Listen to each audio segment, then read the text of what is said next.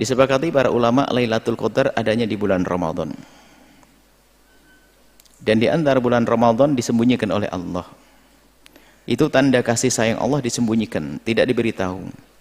Kalau Lailatul Qadar diberitahu maka berantakan dunia ini.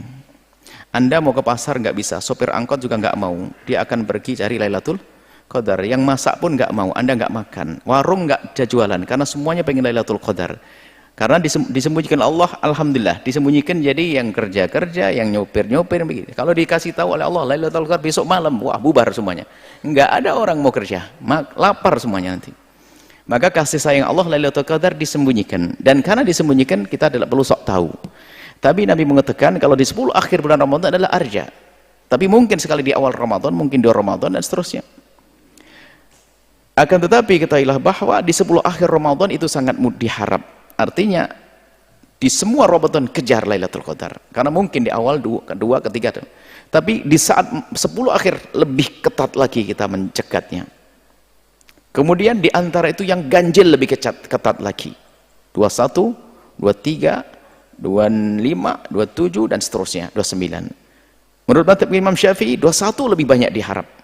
Bukan dipastikan, cuman repotnya sekarang sebuah masjid memastikan Lailatul Qadaran tanggal 21. Maka lihat, semua masjid yang biasa mengadakan gaya Lailatul Qadaran hanya ramai di hari itu saja, setelah itu pasti sepi. Ramainya di hari yang ditentukan, Lailatul Qadaran di mana?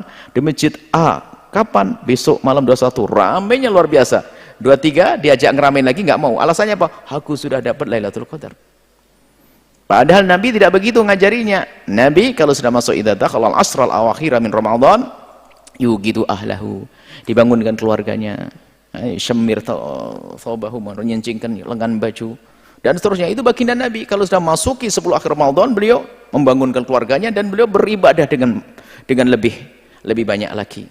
Itulah Rasulullah SAW. Jangan sampai kita hanya memilih-milih. Yang namanya orang, kalau memang Anda merasa yakin perlu, anggap saja ini loh ya, ada orang mau jualan makanan kesukaan Anda, dan Anda, istri Anda yang paling Anda cintai, dan anak-anak Anda pun belum punya anak, ngidam istrinya.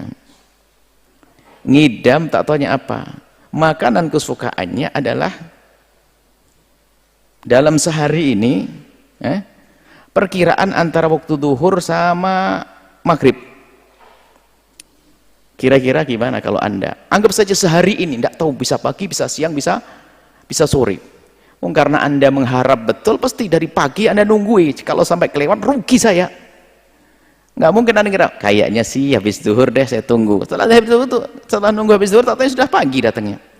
Artinya jangan pilah-pilah. Hidupkan semua malam Ramadan, cuman kalau sudah masuki 10 akhir Ramadan, tingkatkan di hari ganjil, tingkatkan lagi. Begitulah baginda Nabi melaksanakannya. Dan waktunya tidak ditentukan. Karena tidak ditentukan, kita pun tidak perlu menentukan, tapi kita menduga. Kalau seandainya Anda bisa menduga setiap malam Ramadan Lailatul Qadar, Anda akan mendapatkannya. Kenapa? Pasti Anda tidak akan luput dari hari itu. Tapi kalau sudah milah-milah, bisa kelewat. Baik, adapun waktunya adalah ya semalam itu Anda hidupkan dengan ibadah, di awal waktu atau di akhir waktu, dan di akhir waktu diutamakan.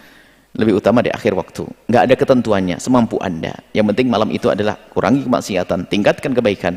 Sholat, baca Quran, dzikir, tafakkur, merenung, itu yang hendaknya Anda lakukan.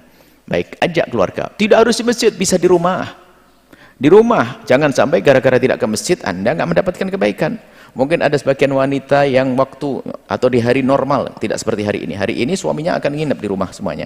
Kalau misalnya di hari-hari biasa suaminya itikaf di masjid, lalu istrinya di rumah jaga anak, Anda jangan mau ketinggalan, bangun di malam itu. Penuhi panggilan hal min mustaghfirin faghfirullah. Siapa yang minta ampun akan aku ampuni. Siapa yang minta hajat akan aku penuhi. Saya minta untuk dipenuhi hajatnya akan aku penuhi. Bangun juga, biarpun di rumah tetap berzikir, baca Al-Quran, baca sholawat dan seterusnya. Intinya hidupkan malam itu dengan ibadah.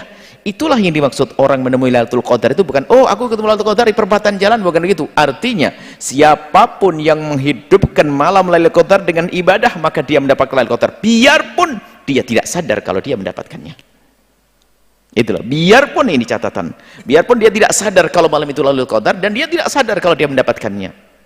Hitungannya nanti kaget, loh pahala apa itu? Kamu waktu itu lagi sholat banyak, ngaji banyak, pas malam Lailatul Qadar. Jadi orang menemui Lailatul Qadar tidak harus tahu. Malah yang suka ngomong tahu itu bener enggak, yang perlu dipertanyakan. Oh, aku di malam hari ngeliat terang benderang, luar biasa. Hai, kayak Imam Nawawi waktu itu. Ya, ini mulai aneh-aneh. Iya, Imam Nawawi ahli ibadah, puasanya banyak ini. Lain teh siapa? Bahkan ini perlu dirahasiakan hal-hal yang semacam ini. Kalau kita mendengar cerita ulama melihat tanda-tanda semacam ini, itu hanya sekedar beliau ceritakan untuk memberi motivasi yang lainnya, bukan untuk pamer.